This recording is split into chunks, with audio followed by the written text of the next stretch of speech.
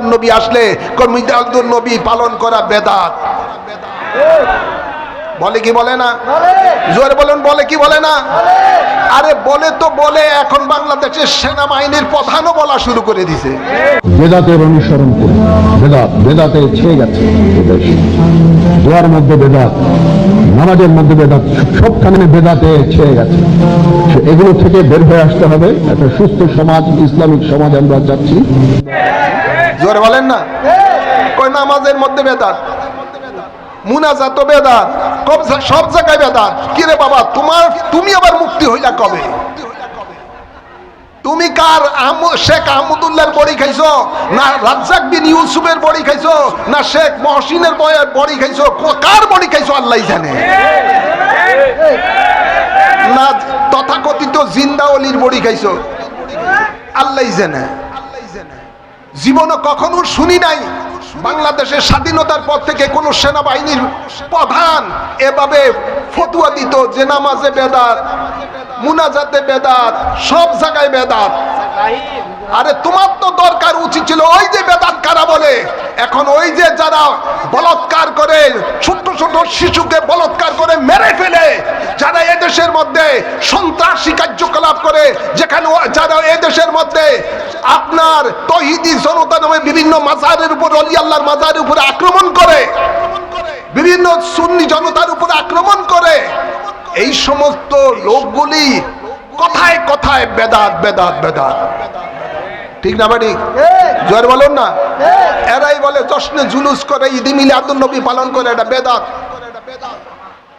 ভাইয়েরা আমার, বাবার আমার, যেই বেদাত তারা বুঝে না বেদাত কাকে বলা হয়।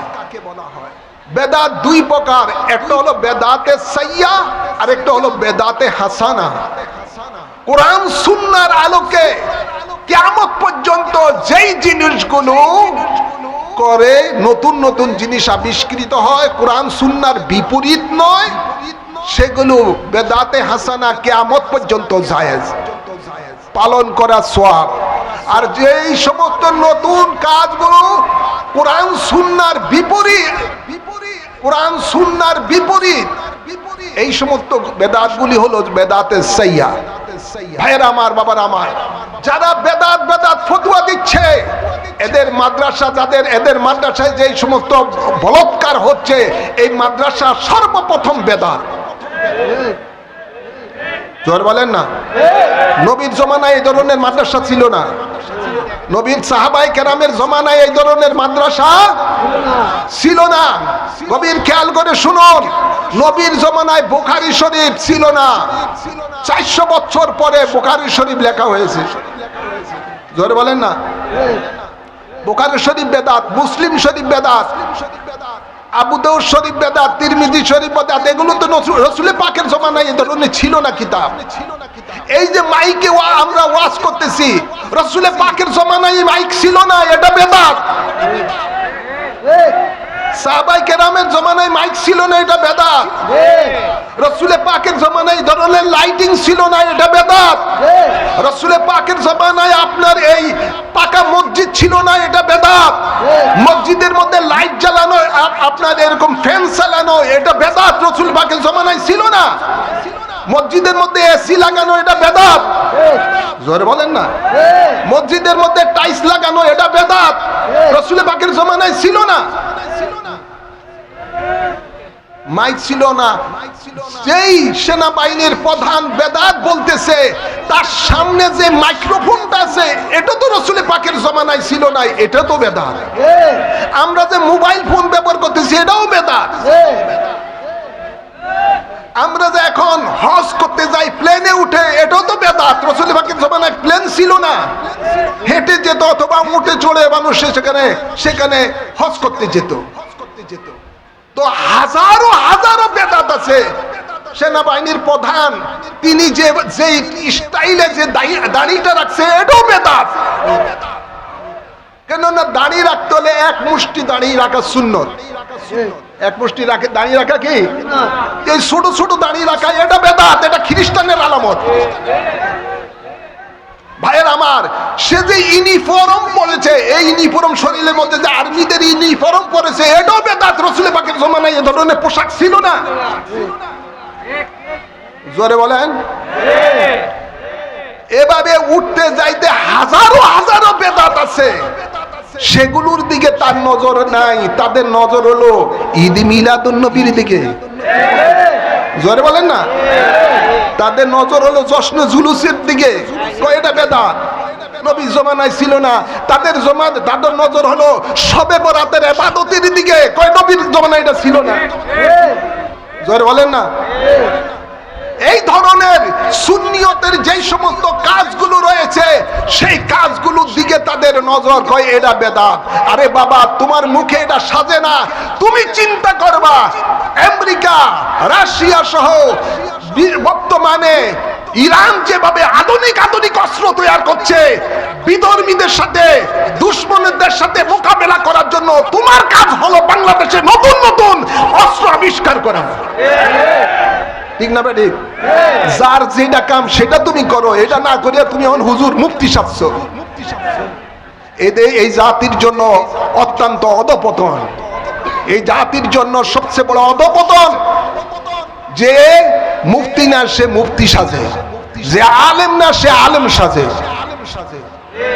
জোরে বলেন।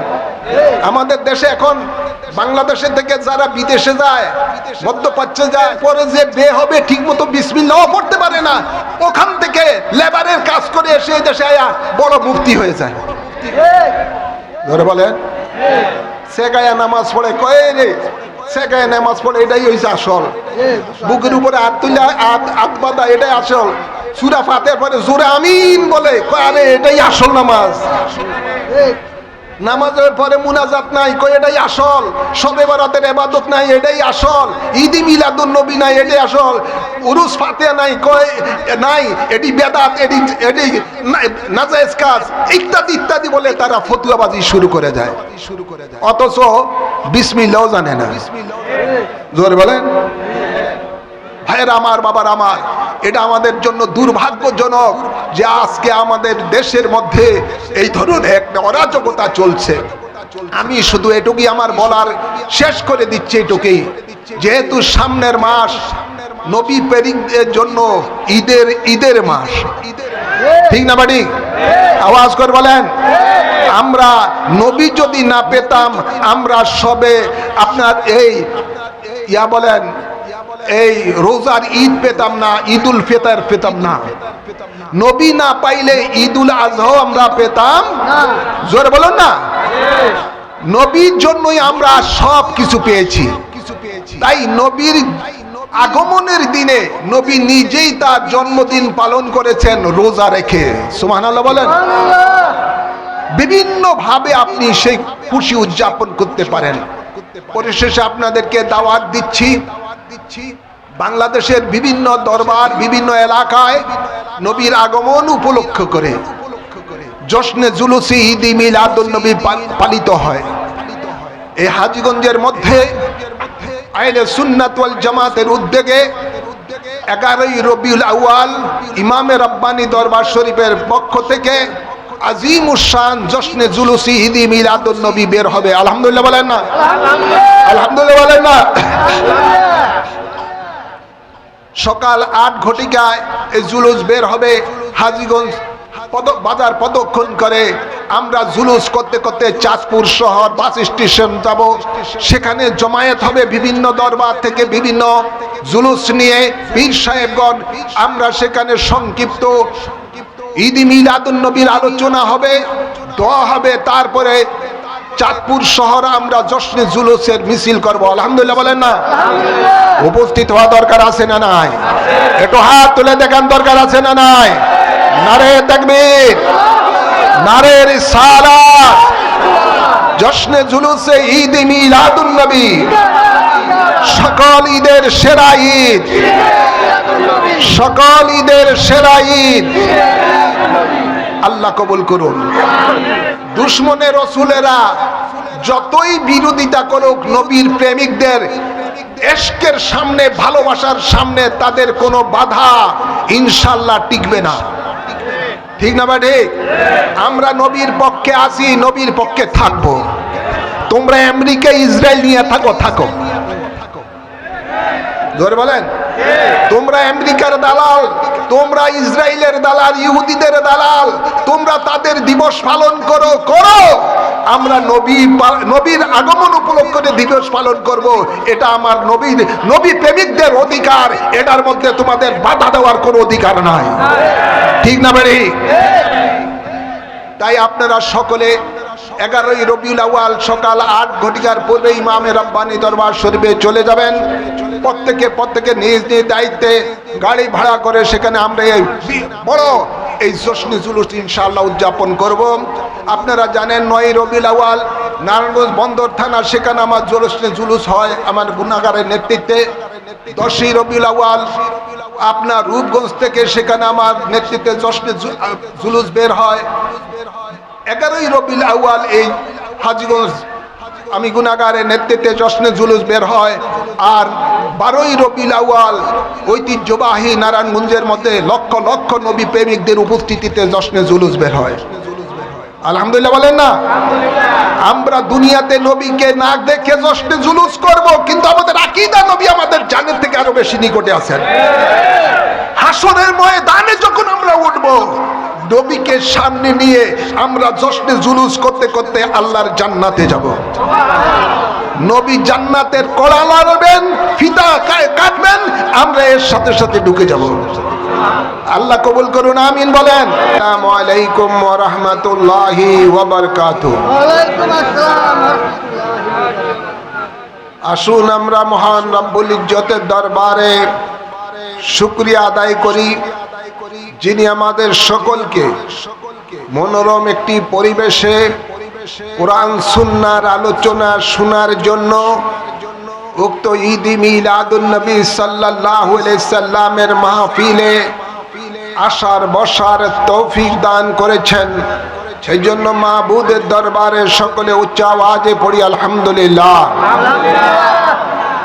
লক্ষ কোটি দুরুদ ও সালাম পেশ করছি আমাদের আকা মাওলা তাজদারে মদিনা হায়াতুন নবী, নূরের নবী, রহমতের নবীর কদম মোবারকে আল্লাহুম্মা আমিন বলি।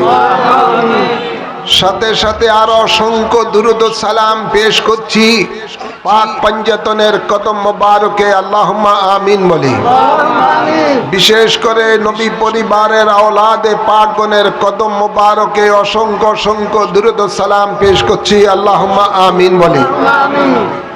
আমি আমার খুতবার মাঝে পবিত্র কালামে পাক থেকে যে আয়াতে করিমা তেলাওয়াত করেছি, ওই আয়াতে করিমার আলোকে সংক্ষিপ্ত আকারে কিছু আলোচনা আপনাদের সামনে তুলে ধরব। আশা রাখি গভীর মনোযোগ সহকারে শুনবেন। যারা এদিক সেদিক ঘোরাফেরা করছেন, মেহেরবানি করে আদবের সহিত জান্নাতের বাগানে বসুন, কোরআন সুন্নাহর আলোচনা শুনুন এবং ঈমান ও আমল মজবুত করুন। আল্লাহ কবুল করুন, আমিন বলেন, আমিন বলেন। আর কয়েকদিন পরেই আমাদের মাঝে আসতেছে সকল ঈদের সেরা ঈদ, ঈদে মিলাদুন নবী। ঠিক না বা ঠিক? আওয়াজ করে বলেন। সকল ঈদের সেরা ঈদ ঈদে মিলাদুন নবী। ঈদ মানে খুশি, ঈদ মানে কি? খুশি। সেই খুশিটা কি উপলক্ষ করে? মিলাদুন নবী, নবীর জন্ম, নবীর আবির্ভাব উপলক্ষ করে। সুবহানাল্লাহ বলেন না? মিলাদ মানে নবীর জন্ম, মিলাদুন নবী মানে নবীর জন্ম উপলক্ষ করে ঈদ। নবীর জন্ম উপলক্ষ করে কি ঈদ মানে খুশি। ভাইরা আমার, বাবার আমার, নবী এই দুনিয়াতে তশরীফ এনেছেন, আমরা খুশি না বেজার? আওয়াজ করবেন না, খুশি না বেজার? আমি মনে করি যারা নবীর উম্মত, নবীর আশেক, নবীর প্রেমিক, যারা ঈমানদার সকলে খুশি। ঠিক না বা ঠিক? নবীর দুশমন যারা, তারা হয়তোবা খুশি না। নবীর দুশমন যারা, তারা হয়তোবা খুশি না। নবীর সাথে যারা বেয়াদবি করে, নবীকে যারা নিজের মতো মনে করে, নবীকে যারা দোষী গুণে মানুষ মনে করে, এই ধরনের মানুষগুলো হয়তো খুশি না, নতুবা আমার মনে হয় শতকরা অন্তত 95% মুসলমানই নবীর আগমন উপলক্ষ করে খুশি। খুশি না বেজার? আওয়াজ করে বলেন। ভাইরা আমার, বাবারা আমার, আল্লাহ তাবারক ওয়া তাআলা নিজের পরিচয় দিচ্ছেন আলহামদুলিল্লাহি রাব্বিল আলামিন। সমস্ত প্রশংসা আল্লাহর, যিনি সমগ্র আলমের রব। সুবহানাল্লাহ বলেন না? সমগ্র আলমের রব কে? আওয়াজ করে বলেন না? সমগ্র আলমের রব আল্লাহ। দুনিয়াটা হলো একটি আলম, আলমের দুনিয়া। এমনি ভাবে 80,000 আলম রয়েছে।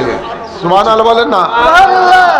আলমে দুনিয়া একটি দুনিয়া, আলমে মালাকুত ফেরেশতাদের আলম, আলমে জাবারুত, আলমে নাসুত, আলমে লাহুত, আলমে আরোহা, আলমে বরজক, আলমে নাবাতাত, আলমে জামাদাত, আলমে হাইওয়ানাত, এভাবে অসংখ্য আলম রয়েছে। 80,000 অথবা 18,000 আলম। এই আলমের অর্ধেক হলো আরশ আজিমের নিচে, আর বাকি অর্ধেক হলো আরশ আজিমের উপরে।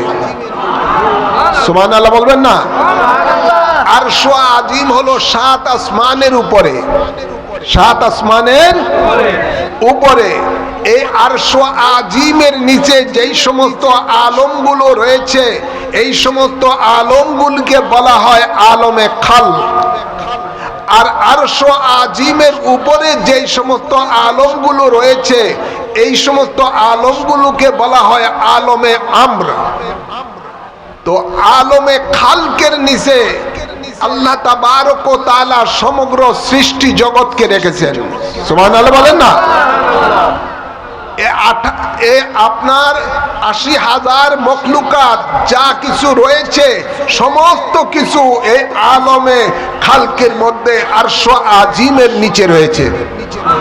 সুবহানাল্লাহ বলেন। এই আরশ আজিমের নিচে যত আলম রয়েছে এবং আরশ আজিমের উপরে যত আলম রয়েছে, এই আলমগুলোর মধ্যে যত রকমের আল্লাহর সৃষ্টি রয়েছে, সমস্ত সৃষ্টি রব হলেন একমাত্র আল্লাহ। সুবহানাল্লাহ বলেন না? ঘোষণাকার আলম এক বচন, আলামিন তার বহু বচন। তো কিছু আলম আমরা দেখি চোখে, কিছু আলম আমরা চোখে দেখি না। যত আলম আছে সমস্ত আলমের রব আল্লাহ বলেন আমি আল্লাহ। আর এই যত আলম আল্লাহ সৃষ্টি করেছেন, আর যত আলমের মধ্যে যত আল্লাহ মখলুক সৃষ্টি করেছেন, সমস্ত আলম এবং সমস্ত মখলুক আল্লাহ তাবারক ওয়া তাআলা আমাদের নবীর নূর মুবারক দ্বারা সৃষ্টি করেছেন। খুশি না বাজার? আমাদের দয়াল নবী ঘোষণা দিচ্ছেন, খুলিকতু মিন নূরিল্লাহ ওয়া কুল্লু খালাইকি মিন নূরি। নবী বলেন আমি আল্লাহর নূর হতে সৃষ্টি, আর যত সৃষ্টি জগৎ রয়েছে সব সৃষ্টি জগৎ আমি আমার নূর হতে সৃষ্টি। খুশি না বাজার? আমরা খুশি না বাজার? যেহেতু আমাদের নবীর নূর দ্বারা আল্লাহ সমগ্র সৃষ্টি জগৎকে সৃষ্টি করেছেন, এই জন্য আল্লাহ কোরআনে পাকে ইরশাদ করেন, ওয়ামা আরসালনাকা ইল্লা রাহমাতাল লিল আলামিন। নিজের পরিচয় দিচ্ছেন রাব্বুল আলামিন বলে, আর তার হাবিবের পরিচয় দিচ্ছেন রাহমাতাল লিল আলামিন বলে। খুশি না বেজার? আল্লাহ নিজের পরিচয়ের মধ্যে আলামিন শব্দ ব্যবহার করেছেন, আর তার বন্ধুর পরিচয় দিতে গিয়ে বলেছেন সেখানেও আলামিন। অর্থাৎ আল্লাহ যত আলমের জন্য রব, তত আলমের জন্য আমাদের নবী হলেন রহমত। কে বানাইছেন? জোরে বলেন। কোন দুনিয়ার কোন মন্ত্রী মিনিস্টার বানাইছেন? কোন সংসদে এই বিল কি পাশ হয়েছে? আওয়াজ করে বলেন। দুনিয়ার কেউ বানাই নেই নবীকে সমগ্র আলমের জন্য রহমত। যিনি সমগ্র আলমের সব, যিনি নবীকে রাহমাতাল লিল আলামিন। খুশি না বেজার? আওয়াজ করে বলেন নবীর রহমত শুধু এই পৃথিবীর মধ্যে শুধু সীমাবদ্ধ নয়, পৃথিবীটা তো হলো একটা আলম। এরকম ৮০,০০০ বা ১৮,০০০ আলম, যত আলম আল্লাহ সৃষ্টি করেছেন, সব আলমের রহমত হলেন আমাদের নবী। ভাইয়েরা আমার, এ তো নবীর পরিচয় আল্লাহ দিয়েছেন। এবার আল্লাহ কি বলেন জগৎবাসীকে শুনেন। আল্লাহ বলেন কুল বিফাদলিল্লাহি ওয়া বিরহমাতিহি ফাবিযালিকা ফালইফরাহু হুয়া খায়রুম মিম্মা ইয়াজমাউন। সুবহানাল্লাহ বলেন। আল্লাহ এবার বলেন বন্ধু কোন আপনি এলান করে দেন, পৃথিবীর মানুষকে আপনি জানিয়ে দেন, তারা যখন আমার ফজল পাবে, আমার করুণা পাবে, আমার দয়া পাবে এবং আমার রহমত পাবে। সুবহানাল্লাহ বলবেন না? আমার দয়া এবং রহমত তারা যখন পাবে, ফালিয়াফরাহু, তারা তখন যেন খুশি উদযাপন করে। নির্দেশ কার? আওয়াজ করবেন, নির্দেশ কার? আল্লাহর নির্দেশ। আল্লাহ বলেন বন্ধু আপনি এলান করে দেন জগতের মানুষকে যে আমার রহমত এবং ফজল যখন তারা পাবে, তারা যেন খুশি উদযাপন করে। এখন খুশি উদযাপন করলে কি লাভ হবে? আল্লাহ বলেন হুয়া খায়রুম মিম্মা ইয়াজমাউন, তোমার জীবনে যত তুমি সঞ্চয় করেছো নেক আমল, সকল নেক আমল থেকে শ্রেষ্ঠ আমল হলো আমার রহমত যখন তোমরা পাবে তখন তোমরা খুশি উদযাপন করবে।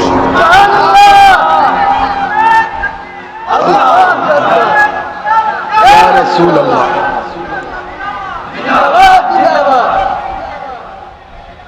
ভাইয়েরা আমার, আমাদের দেশে অনেক দিবস পালন করে খুশি উদযাপন করে, আছে না নাই? আওয়াজ করে বলেন। আমাদের দেশে বিভিন্ন দিবস উপলক্ষ করে খুশি উদযাপন করে থাকে।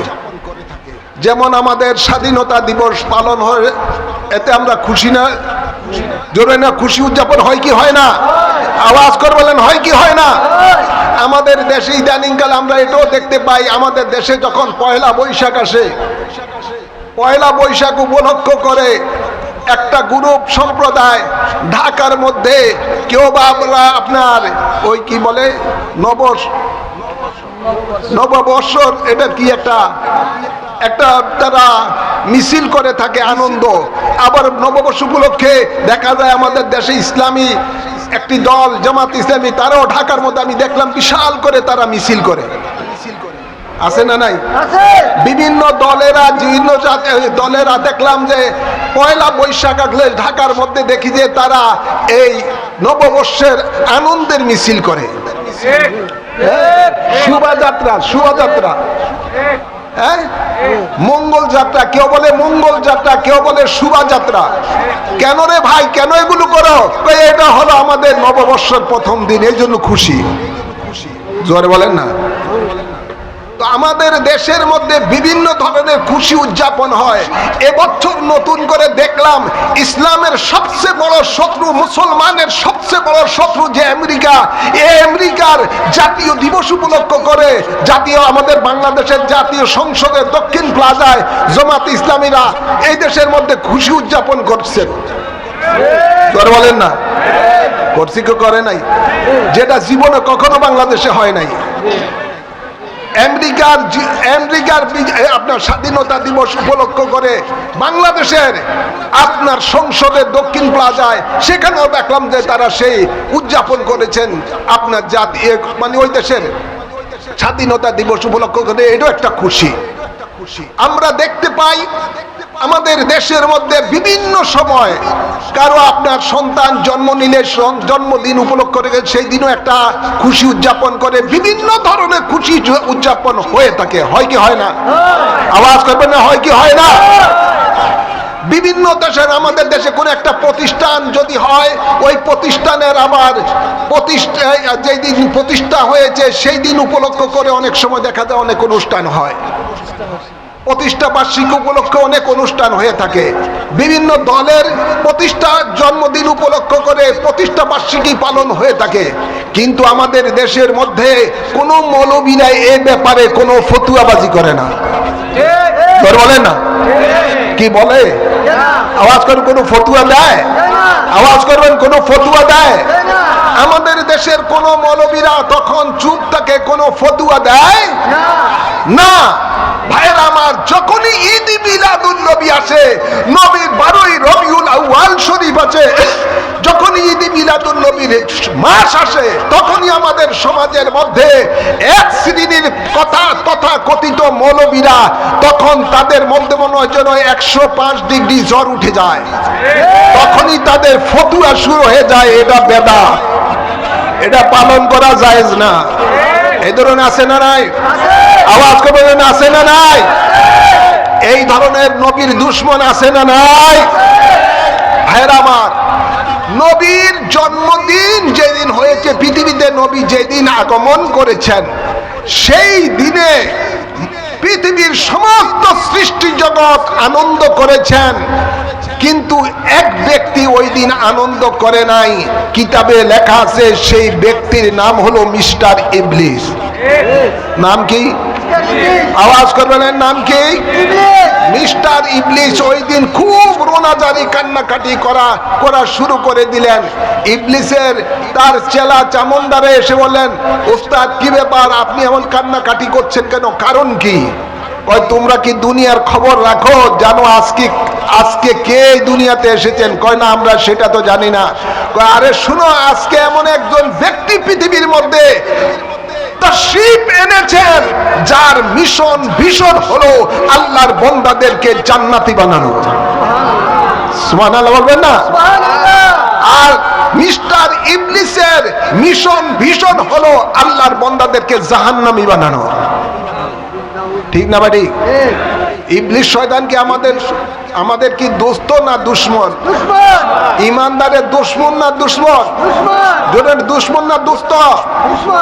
ঘোষণাকার আল্লাহ বলেন, ইন্নাশ শায়তানা লাকুম আদুউন ফাত্তাখিযুহু আদুওয়া। আল্লাহ বলেন, শয়তান হলো তোমাদের দুশমন, তাদেরকে তোমরা দুশমন হিসাবেই জানবে। তো শয়তানের কাজ হলো মানুষকে জাহান্নামের দিকে দেওয়া। আর 12ই রবিউল আউয়াল শরীফে এমন একজন ব্যক্তি পৃথিবীর মধ্যে আল্লাহর পক্ষ থেকে এসেছেন রহমত হিসাবে, যার কাছে জাহান্নামী আসলে জান্নাতি হয়ে যায়। সুবহানাল্লাহ বলেন না? যার সামনে গুনাহগার আসলে বেগুনাহ হয়ে যায়, যার মিশন ভীষণই হলো আল্লাহর বান্দাদেরকে জান্নাতের পথ দেখানো। ঠিক না বা ঠিক? আওয়াজ কর বলেন। সেই নবীকে পেয়ে আমরা খুশি না বেজার? আওয়াজ করেন, কে কে খুশি? একটু হাত তুলে দেখান। নারে তাকবীর, নারে রিসালাত, ঈদে মিলাদুন নবী, ঈদে মিলাদুন নবী। আল্লাহ আমাদেরকে কবুল করুন। ভাইয়ের আমার, গভীর খেয়াল করে শুনুন, রাসূল পাক সাল্লাল্লাহু আলাইহি সাল্লাম এই পৃথিবীর মধ্যে তাশরীফ এনেছেন আল্লাহর রহমত হিসাবে। নবীর পূর্বে এই জমিনের মধ্যে যারা আল্লাহর নাফরমানি করেছে, কোন জাতিকে আল্লাহ মহাপ্লাবন দিয়ে ধ্বংস করে দিয়েছে, যেমন নূহ আলাইহিস সালামের জমানায়। ঠিক না ভাই? আওয়াজ করে বলেন। কোন জাতিকে আল্লাহ তাবারক ওয়া তাআলা জমিন উল্টি দিয়ে ধ্বংস করে দিয়েছেন, যেমন লূত আলাইহিস সালামের কওমকে। আওয়াজ করে বলেন। কোন জাতিকে আল্লাহ তাবারক ওয়া তাআলা বানর বানিয়ে তাদেরকে ধ্বংস করে দিয়েছেন, কোন জাতিকে আল্লাহ শূকর বানিয়ে ধ্বংস করে দিয়েছেন, কাউকে আল্লাহ আসমান থেকে আগুনের বৃষ্টি নিক্ষেপ করে ধ্বংস করে দিয়েছেন। বিভিন্ন জাতিকে আল্লাহ এমনি ভাবে ধ্বংস করে দিয়েছেন। আল্লাহর নবী রাহমাতুল লিল আলামিন এই জমিনে তাশরীফ এনে আল্লাহর দরবারে সিজদায় পড়ে কাঁদতেছেন যে, আল্লাহ বিভিন্ন জাতি তোমার নাফরমানি করার কারণে, তোমার অবাধ্য হওয়ার কারণে তাদেরকে তুমি সমূলে ধ্বংস করে দিয়েছো। ও আল্লাহ, আমার উম্মতকে তুমি এভাবে ধ্বংস করে দিও না। ভাইয়ের আমার, আল্লাহ তাবারক ওয়া তাআলা রাসূলে পাকের এই দোয়া কবুল করলেন। আল্লাহ তাবারক ওয়া তাআলা এলান করে দিলেন, বন্ধু, যেখানে আপনাকে আমি রহমত হিসেবে প্রেরণ করলাম, আমি আল্লাহ সেখানে গজব নাজিল করতে পারি না। সুবহানাল্লাহ বলেন, আওয়াজ করে বলেন। ভাইয়ের আমার, বাবার আমার, বলতেছিলাম এটাই, আজকে বাংলাদেশের মধ্যে এক শ্রেণীর মাদ্রাসার মধ্যে ছোট ছোট বাচ্চাদেরকে কওমে লূতের মধ্যে, কওমে লূতেরা যেভাবে ছোট ছোট বাচ্চাদেরকে বলাৎকার করত, আওয়াজ করে বলেন, আমাদের দেশে মনে হয় এটা হয় না। হয় কি হয় না? নারে তাকবীর, নারে রিসালাত, নারে গাউসিয়া, আহলে সুন্নাত ওয়াল জামাত জিন্দাবাদ, জিন্দাবাদ। প্রধান বক্তার আগমন, মাহফিল কমিটির পক্ষ থেকে, এলাকাবাসীর পক্ষ থেকে গভীর খেয়াল করে শুনুন। কওমে লূতেরা এই পৃথিবীর মধ্যে যখন ছোট ছোট বাচ্চাদের সাথে বলাৎকার করত, কোরআন বলতেছে আল্লাহ তাবারক ওয়া তাআলা তাদের এই অপকর্মের কারণে ফেরেশতা দ্বারা জমিন উল্টি দিয়ে তাদেরকে ধ্বংস করে দিয়েছেন। আজকে বাংলাদেশের মধ্যে আমরা দেখতে পাই বিভিন্ন মাদ্রাসা ছোট ছোট বাচ্চাদেরকে বড় বড় হুজুররা, জোরে বলেন, বড় বড় শায়েকেরা, বড় বড় মুহতামিমেরা ছোট ছোট বাচ্চাদেরকে তারা বলাৎকার করতে করতে কাউকে পায়ুপথের মধ্যে ক্যান্সার বানিয়ে দিয়েছে, কাউকে দুনিয়া থেকে মেরেই ফেলেছে। হাজারো হাজারো এই ঘটনা হচ্ছে। মসজিদের পবিত্রতা পর্যন্ত তারা নষ্ট করে দিচ্ছে এই কাজ করে, মাদ্রাসার পবিত্রতা ধ্বংস করে দিচ্ছে এই কাজ করে। একবার পরে দেখলাম এক খবরের মধ্যে, এক মাদ্রাসার মধ্যে কওমি মহিলা মাদ্রাসা, সেখানের মধ্যে বালিকা মাদ্রাসা, সেখানের মধ্যে 24 জন ছাত্রী, 24 জনের সাথেই ওই মুহতামিম আকাম করেছে। পরে পুলিশ তাকে অ্যারেস্ট করেছে।